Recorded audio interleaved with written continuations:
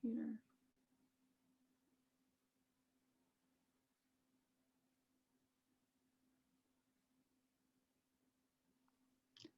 All right. Thank you everyone for joining us for the Family Learning Series Middle School Edition. And thank you for bearing with us as we're working to get our technical issues resolved. Today we are joined by a fantastic panel of teacher leaders from Moore County Schools. And we're going to be discussing how to make sense of all of the remote learning platforms that your students might be experiencing now that we're in hybrid and virtual learning. This Family Learning Series is geared for all middle school families in grades 6 through 8. So I would like to introduce to you our fantastic panel of expert teacher leaders who are doing a great job leading in this virtual arena of public education. First, I present to you Mr. Will Herring. Will is a digital integration facilitator, also known as a DIF. He serves Union Pine High Schools, and he is known for all of his behind-the-scenes work with digital learning and digital teaching and helping all of the teachers really across our district get caught up and able to teach our students remotely. So thank you, Will, for joining us. He has been teaching for 16 years, and his favorite part about education are meeting all of the people, the students, the staff, and getting to know everyone. Next, we have Miss Amy Tiffany. She is a proud product of Moore County Schools. So stick with us and your kids can turn out awesome like Amy. She has 3 kids now in 1st, 8th, and 12th grade. So she brings to us both the teacher and the parent perspective. She's been teaching 11 years. She started as an exceptional children's teacher and was part of the initial STEM program in Moore County. But now she is very happy as a dragon at Southern Middle School, where she teaches math to both Plan B and Connect Academy students. Our last expert panel member is Mr. Devontae Wilson. He too is a Moore County native and a graduate of Moore County Schools. So this is a special panel. Dante graduated from UNC Greensboro with a degree in political science and a minor in history. He now teaches social studies at Southern Middle School, and he enjoys educating his students because he believes that they are the essential influencers of our future. So I am so proud that we have all 3 of these expert panel members here to really help you guys navigate the new world of remote learning. District level support of this series includes Donna Gephardt, who is our Director of Curriculum and Instruction, Miss Heather Stewart, who's on the call as well, and she's the Assistant Director of Curriculum and Instruction, Steve Johnson, who's the Assistant Director of Technology, and myself, I am Mariah Morris, and I am our Innovation and Special Projects Coordinator. Before we begin, I'm just going to give you a brief overview of the different learning platforms that we're going to be talking about today. We're going to talk about PowerSchool, specifically the parent portal that will help you access your students' attendance and grades. We'll talk to you about the learning platform of Canvas, as well as Google Classroom. During this webinar, if you have any questions, please feel free to write them into the chat function or the Q&A spot. We'll be answering any questions that we can during the presentation, but we'll also have a Q&A time at the end where we can go more in depth with any questions you have. We tell our students there's no bad questions. So please feel free to reach out to us even if you feel like it's off task. If it is a burning question that can help your student learn, we want to help you with that. So we're going to begin looking at Moore County Schools virtual support site. Okay, and Mariah, I think this is my bit here. If you'll click on that, folks, we wanted to make you aware of this site. This is available from all of our schools' web pages. We'll just kind of start and work our way down if that's all right, Mariah. That's perfect. So again, some welcome information. So a little bit about this series here. This next piece. So for the folks on this call, all of your students are going to be issued or have been issued Chromebooks. So specifically here on the left-hand side, We've got some how-to guides on use of that Chromebook, things that your kids will be regularly asked to do, taking screenshots on a Chromebook, just basically Chromebook navigation. For our 7th and 8th graders, that should be pretty familiar already. For our 6th graders, I know we have some, some onboarding going on with that, and I hope that's going well. But that's a resource for you if you have any specific questions. This right here is the Google Classroom and Canvas aids, if you have that. And that's in addition to reaching out to your classroom teachers as well. So these are more generalized bits that'll help you. And this part of the page here, these are some of the tools that are likely used in your classroom. You're going to see some portion of these materials that your kids will be asked to do. You see Google Drawing there and Google Docs there.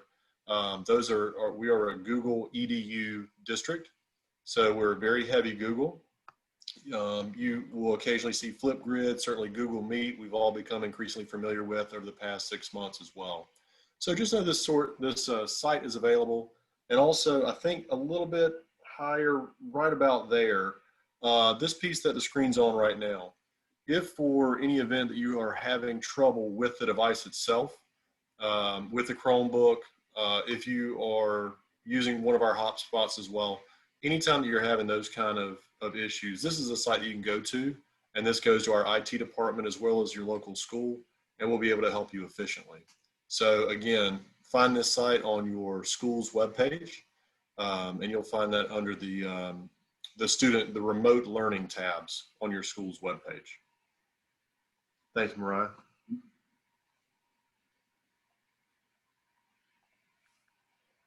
Let's see, if you want to jump back to the slideshow and go to the next slide here.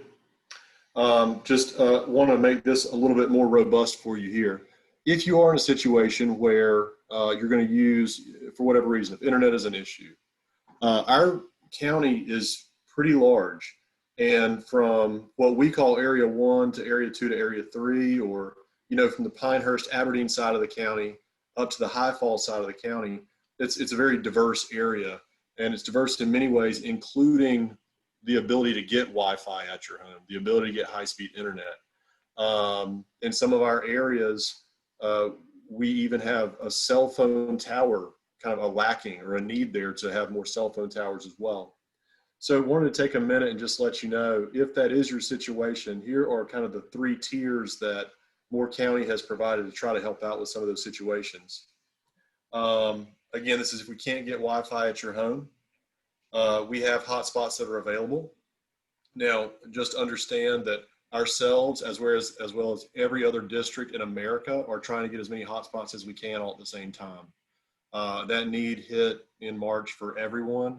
We're doing the best we can. We continue to get those in.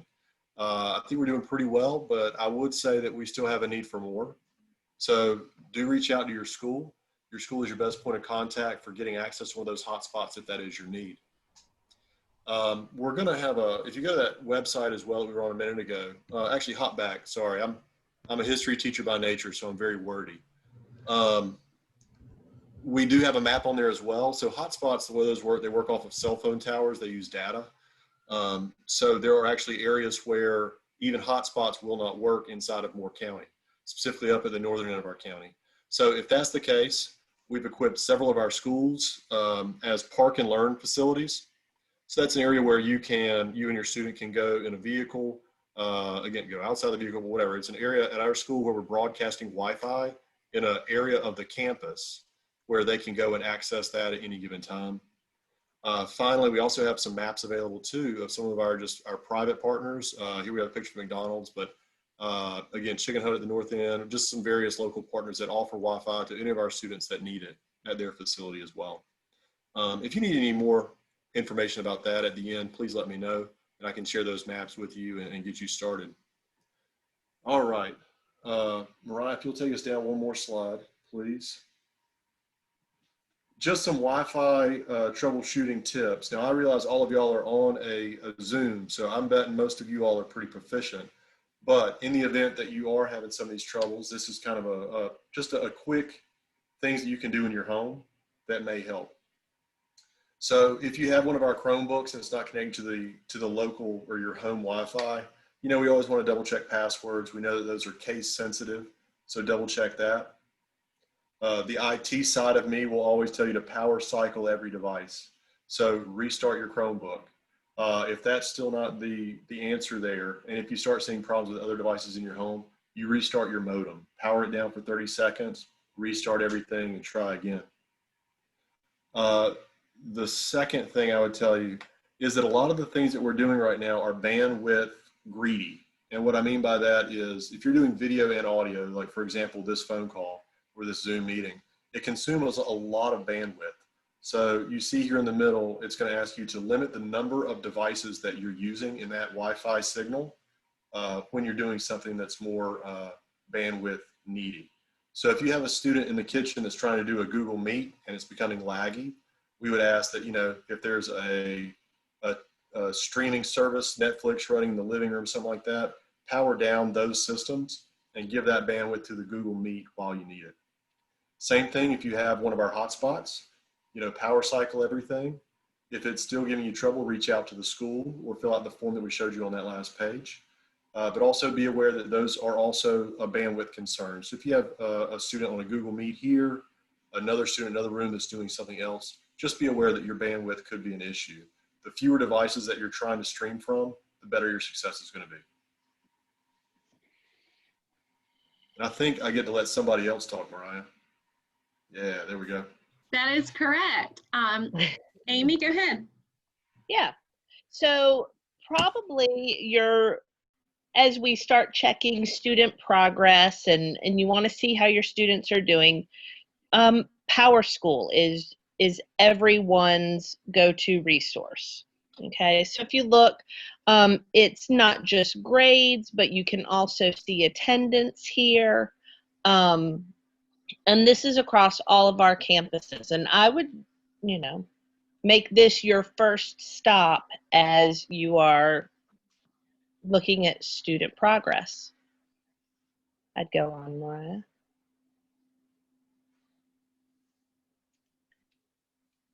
So the easiest way, I think, is to have a parent account. And this actually happens at your student's school. And so you can request the form and get a form online, but you can also handle this on campus. And I would note that it does require a photo ID. So that's one of the things to keep in mind when you handle the paperwork for that.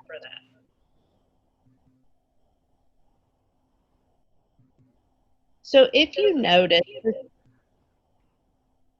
the school's going to provide you with a username and password. And so your first time logging in, you're going to want to use a computer, a laptop. You can use your student device if that's the only one in the home. And then once that's verified, like many other password protected accounts we have, it's going to ask you to create your own. So something that's secure but familiar to you. And once you're in, you're going to notice you have a toolbar over here with a wealth of information about your student. And right at the top, you know, priorities, grades and attendance, things we're checking on. So if you have questions about attendance, you can reference that. And one of probably my favorite thing as a parent and a teacher about PowerSchool is that when you see those student grades, those numbers link to more information. So if your student has an 81 in math class, you can click on the 81 and it takes you to a detailed report about your student's performance on individual assignments. And you can see if things are late or missing, if they've actually been graded or not graded. And so there's really a lot of information there. And of course, there is a handy app, because what's better than being able to just have it on our phone? So after the initial sign up, that has to be done on laptop, Chromebook, computer, you can download the app. on a phone or a tablet and log in. You can set the notifications so that you get information live every time it's updated, or like other apps, you can turn off your notifications and you decide when you want to go in and check that. So you can really kind of control the flow of information based on your family needs. And so just some suggestions is, you know, getting your own account. I've had lots of funny stories where, you know, the students like to tell their parents PowerSchool is down or they can't log in at that minute. You can always check, you know, check with your student on their account, but just in case, it's a lot more, I think there's a little bit more convenience to having your own. Another thing that's great is communicate with the teachers and the schools about what their grading policies are in terms of time. I believe most schools in Moore County there's a weekly update. And so find out, you know, if your teachers update on Wednesdays, you know, maybe make Thursday or Friday your check-in day to check grades and see how the previous week went. And don't hesitate to email us and reach out and ask questions about what you're looking at.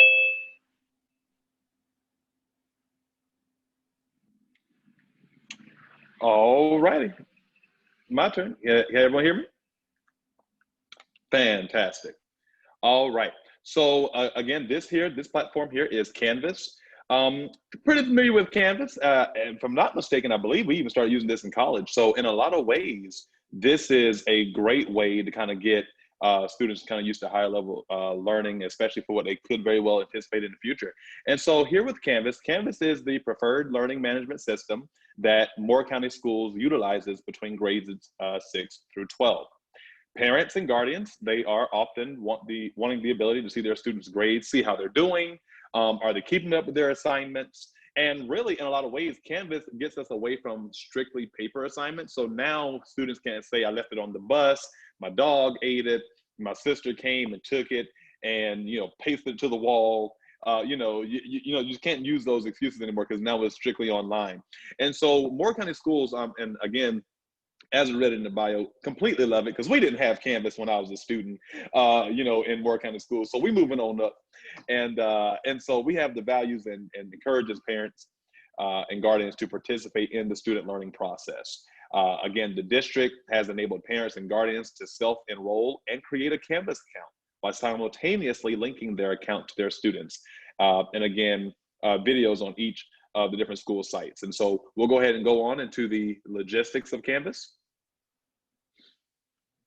All right, so as an observer, there are some things that you can do, okay? And we make teachers, other teachers that may be guests, observers, we can make principals, observers, and again, we can even make you as the parent an observer as well. And so with being an observer in Canvas, there are some benefits. You get to read course assignments, you get to really see the work that your child is doing. You get to see the course outcomes. You get to see the grading practices that happen inside Canvas. And it's almost like a second set of eyes to where you can see, and it holds us accountable for grading in PowerSchool. You get to view the course calendar. You get to access student conversations. And you also get and it's almost like a direct contact, another direct contact communication method to the teachers as well. Now, something that observers can't do, you can't submit assignments. I'm sorry, little Johnny got to do his own homework. I know, but we got to let little Susie do her own work, okay? You can't read the course discussions. A lot of times those are just reflective assignments. I use them in my classroom, for example, like ticket out the doors to make sure the kids really did understand the concept of the day. So that's what I mainly utilize it for. You can't take quizzes. You can't be sending messages to your kids or other students. All right. See course rosters. No, you only need to know your own child's name. And you can't see unpublished courses. Okay. And again, that's really a good tool that teachers use kind of help with material to make sure we're giving your child the best teaching and learning experiences possible. Okay. So again, I'm going to give you some brief instructions on how you can co-enroll in Canvas as an observer. All right. So for step one, in the student account, and you'll notice by the pictures here, you will select settings and then click pair with observer. By doing so, you will be able to generate a pairing code. After you have done that, you'll then proceed to step two. Step two tells us to go to that link that's embedded inside of the website here. So essentially ncmcs.instructure.com, okay, and then like /login Canvas. And you will click on the parent self-enrollment link as illustrated by the picture here. Now, below are some tips to help you navigate your courses, all right? And this was especially helpful, especially during the first week of school when I was dealing with my parents and my new sixth graders that were coming in. Students can choose to make global dashboard display as their to-do list. So for example, they're able to see the assignments that are coming up. That way they're never behind in assignments again. They always know what's coming up. Okay, they always know what the teachers have posted. This option allows students to see assignments, announcements, calendar events, and other course content by date. And so again, I did embed some links here, you know, for you to use at your own leisure time, and to from knowing how to do the to-do list for all of your courses, to know how to add to-do list items. You know, if you're extremely organized or you want to try to get yourself organized, we know this is a year where time management and organization are more crucial than usual. All right, this is another great tool for you to use as well. And then we'll go to the next one. Be sure, parents, please be sure to review the syllabus first when starting a new course. I can't reiterate enough how every classroom is set up differently. Every teacher is not the same, just like all subjects are not the same. So make sure you look at the syllabus before you're starting a new course.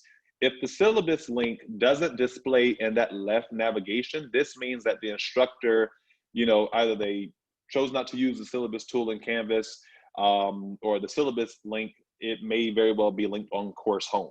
So again, you want to make sure that you're just utilizing your resources and your ability to communicate with your teachers, and they'll be able to tell you about the syllabus. No matter how your instructor, no matter the subject, no matter how your instructor organizes the content of the course, you can always click home, which can be located in the left navigation, to return to the course home page.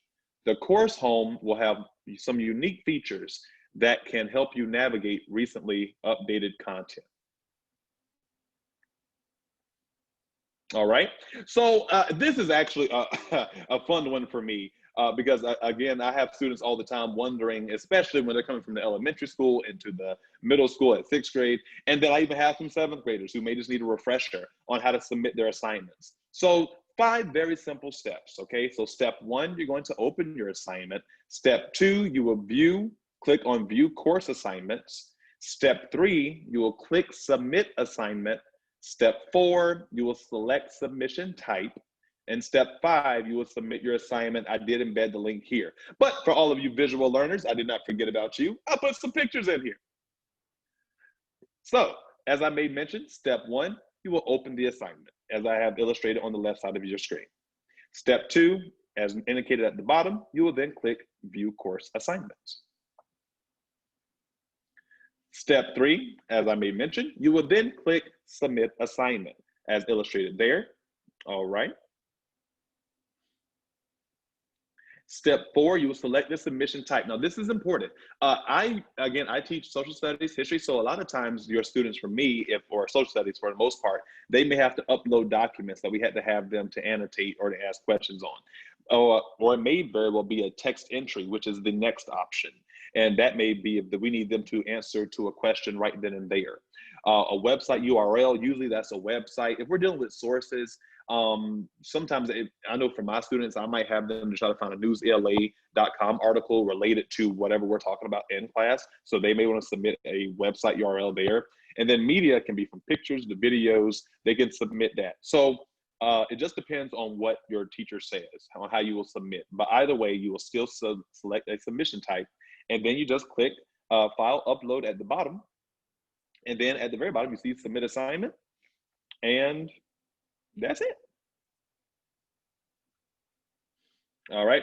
Now, When it comes to checking Canvas, again, parents, as a way, especially now during these turbulent times, I completely understand and I'm empathetic with that, as a way to make sure you're staying on top of your students' assignments, and that way they know what they missed.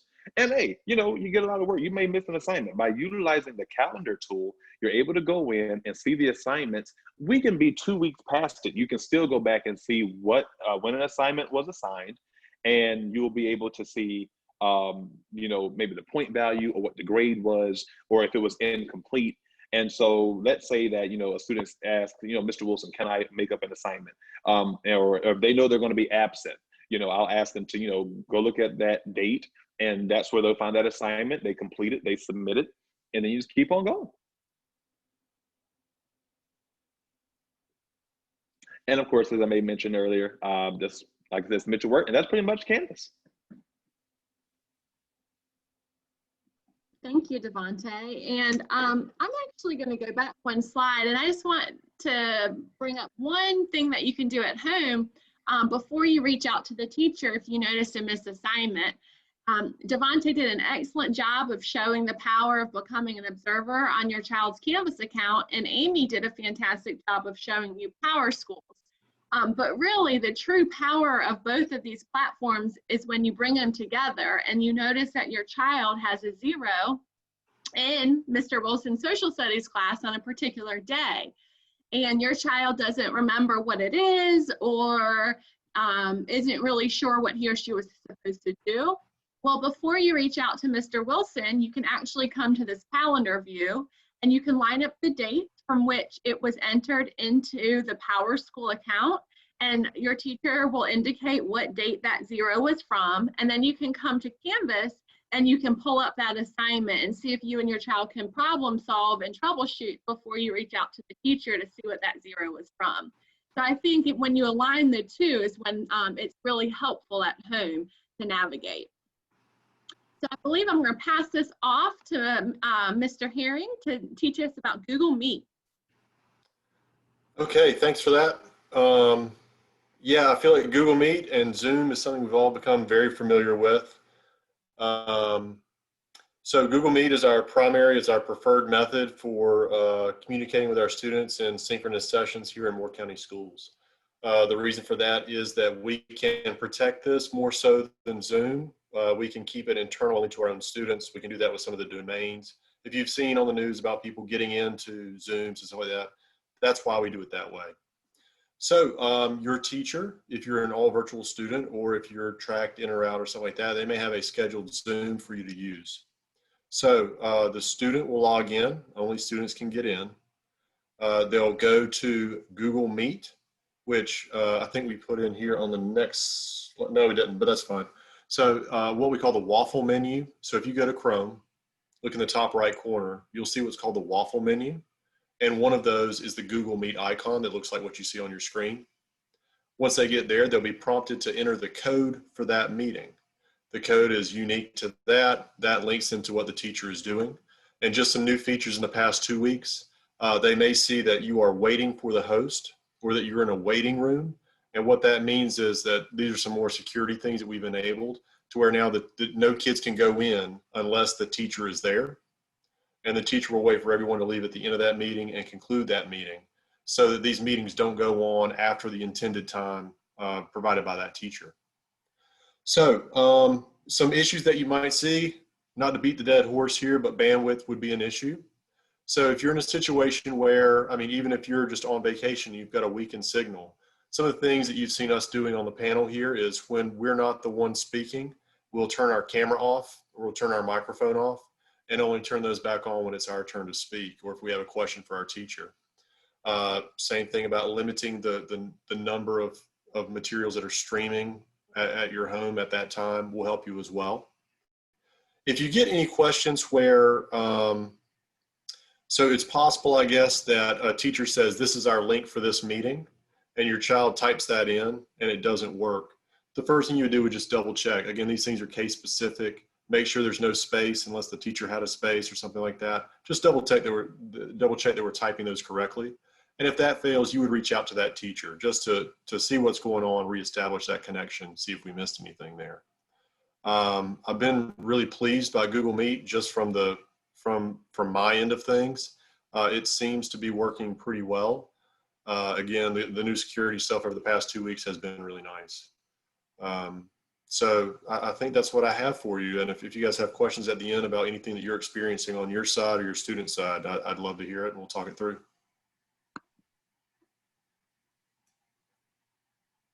And I'm just going to add my 2 cents as a teacher that's always crunched for time. If you're entering a 12:30 meet at 12:30 on the nose and the teacher, it's not working, give your teacher another minute or 2. My kids are always early when they're there. They love to tell me if I'm a minute late. So, yeah. That's a good point. Yeah. And one thing. Yep, go ahead. Or was it all of us? And one thing I'll throw in there as well is, of course, you know, because all of your Canvas courses don't look the same, if you have feedback on how we can help make your Canvas learning experience a lot better, let us know. Like, for example, I had a couple of students that said, Mr. D, you have way too many tabs on the left side. So I had to try to figure out, how do I go from 6 to the key 4? Because all of them can't go in one. You're going to get confused. So having that town hall was very helpful. So don't be afraid to let your teacher know what ways they can do to help you. Yep. Very good. So in addition to Canvas, we do have some pockets where Google Classroom is still being used. And it is a great management system for the classroom as well. It just doesn't quite do as much as Canvas does. It's not as robust. So it is a little more straightforward because in general, we're all so familiar with Google. So your students can automatically sign in. It's a place for them to get their assignments, work on them, and submit them. Again, you can see the due dates. And because it's part of the G Suite, you can join Google Meets there as well.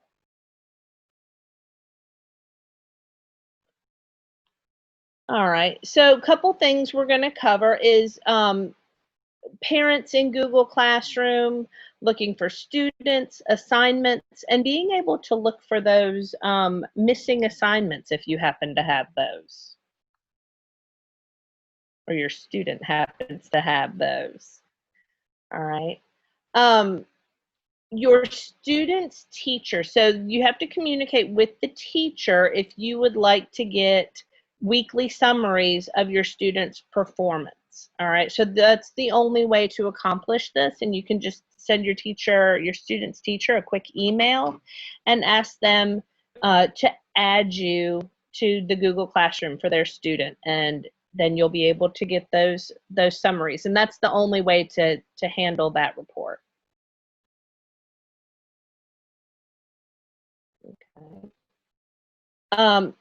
Now, the students can only access their Google Classroom if they are logged in through their Moore County Google account. I think I said that correctly. The waffle menu here that you see where the red arrow is pointing, that was what Mr. Herring was referring to. And that's a great resource for any of our Google tools. Lots of people using Google Slides, Google Docs. They're great online tools for all content areas. So when you're looking for assignments, so once you get into the classroom, top center, you'll see tabs for stream and people in the course. Most of the time, we're just concerned about what's the classwork. And so you can follow the link to those assignments as they are posted.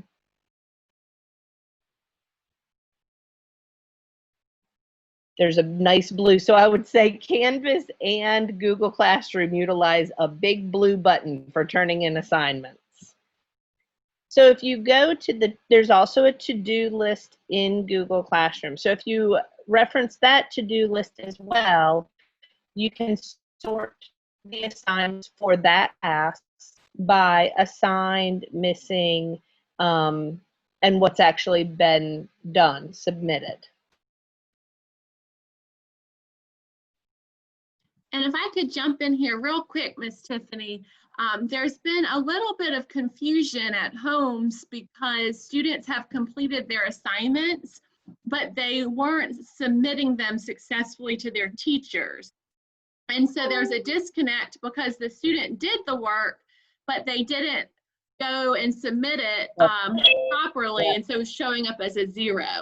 So this is a great tool up here. If you can just go check if PowerSchool, if you go to PowerSchool and see zeros, that works, but you can also go to Google Classroom and look at what's missing and what's done, and maybe talk through with your middle school student about always going up there and glancing at the end of the day to make sure that the work that he or she completed was turned in and that there's nothing under that missing category. That could be a great advocacy tool for themselves so that they know where they're standing, and that if something is messing up, they can go speak to their teacher to make sure that they can problem solve before it comes to you on PowerSchool. Yes, absolutely. And that kind of connects to this idea for tips for remote learning. Really, I think, not to speak for every teacher, but I think what we really want is for parents not to feel like they have to be the teacher at home, but more look for, you know, can you help get your students started? Are you helping them wrap up the day? One of the things that I really talk to students a lot about, both the ones I see for AB Day and my students in Connect Academy, is how's their schedule going for them.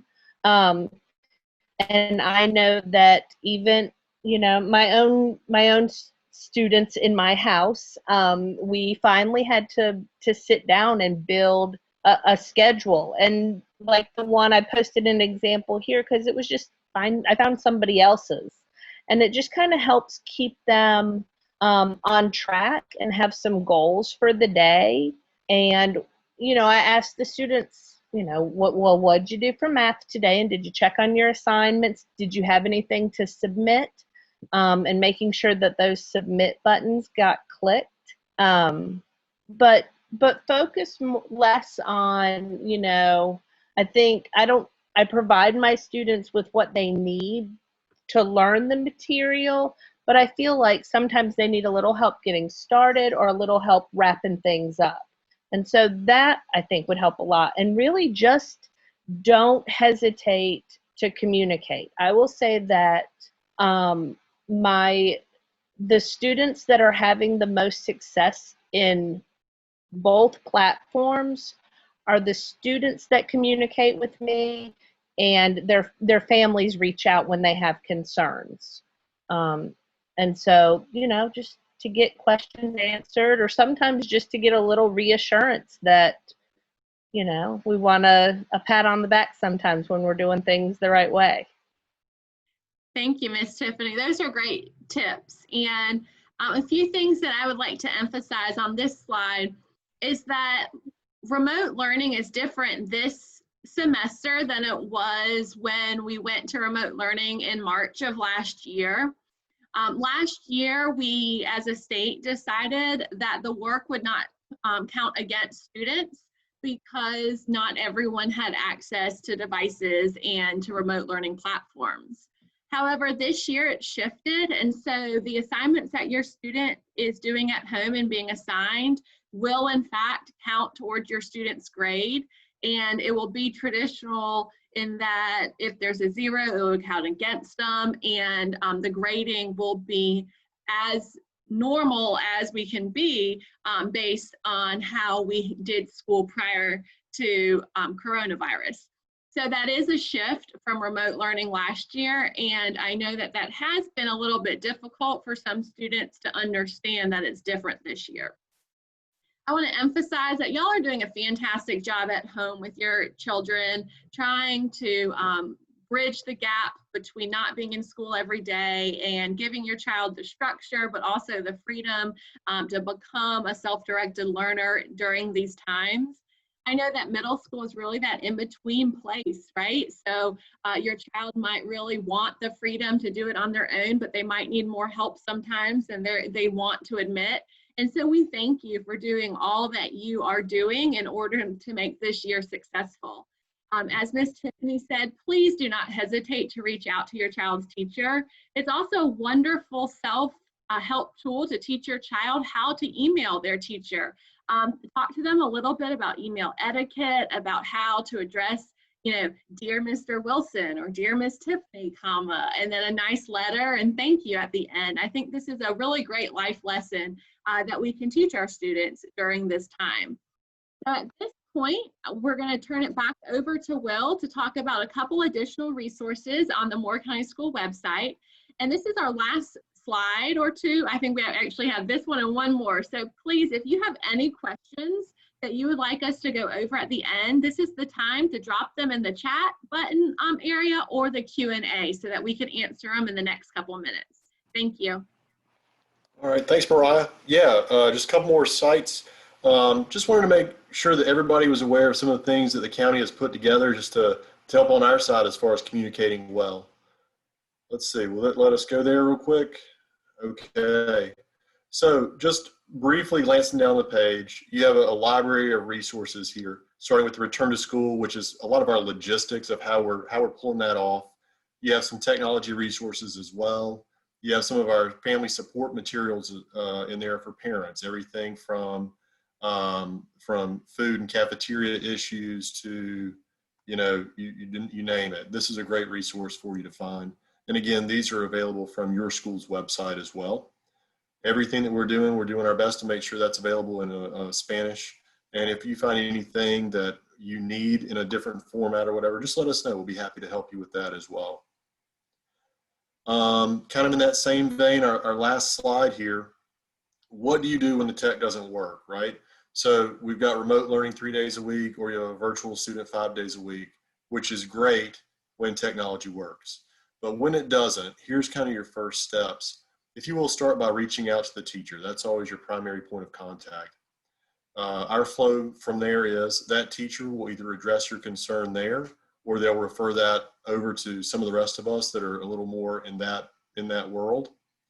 And last but not least, if that teacher, I mean, you all know teachers are very, very busy. If you get in a situation where you're not getting the help you need as quickly as you need, know that we also have that support hotline available. That goes directly to our IT group. And again, we're going to do our best to help you as quickly as we possibly can to help your student be successful. So that's a good number to jot down if you ever need it, just so you have it. Throw it on the fridge.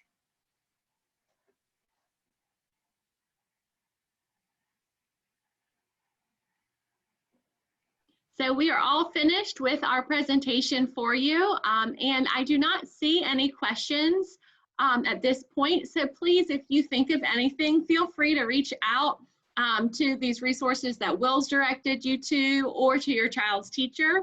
Again, we are so thankful that you are partnering with us during this crazy year. We know that things are not normal. We know that this is challenging for a lot of our students. I want to emphasize that your child's social emotional health is very important to us during this process. And we hope that you're able to take these tools and really help your child do the best academically, but also help your child with the structures that he or she needs at home to feel safe emotionally during these unprecedented times. So thank you to our wonderful panel of teacher experts. They are truly leaders in our district in the area of remote learning and blended learning. And we're so fortunate to have you guys with us today to teach us. And I hope that you all have a wonderful rest of your night. Thank you. Thank you all. Thank you.